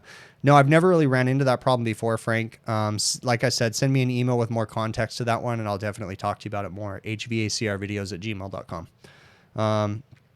Let's see what else. Throw in some questions. My buddy Jeff, the maintenance man's in here. Jeff also has a YouTube channel, guys. Let's see what else.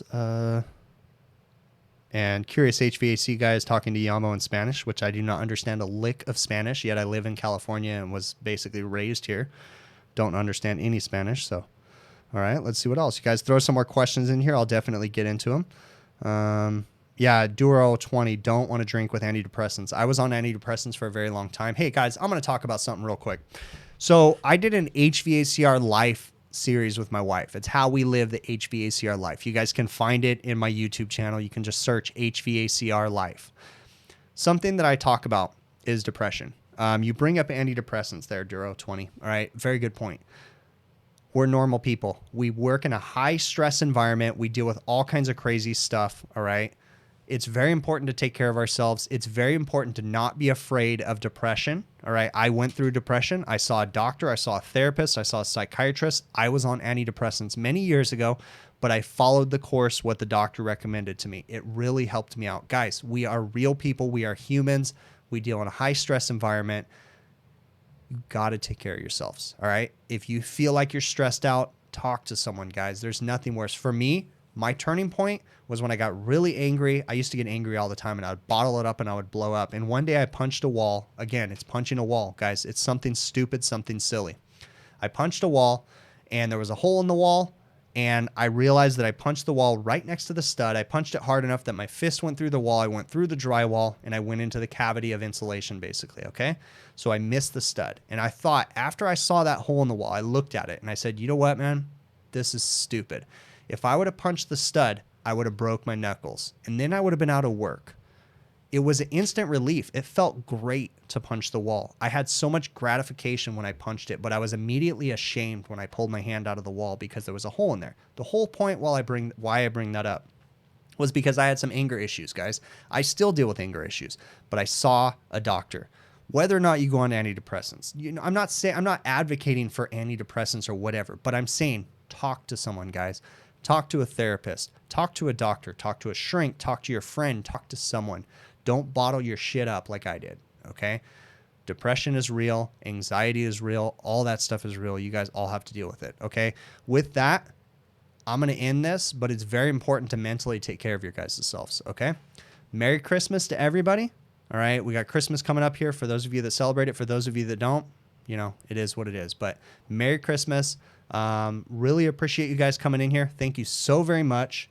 I'm going to go ahead and queue up the outro music, and I'm going to basically catch you guys on if I can figure it out right here. Hold on. There we go. And I'm going to catch you guys on the next one, okay? Again, thank you so very much. Transition over. Outro music.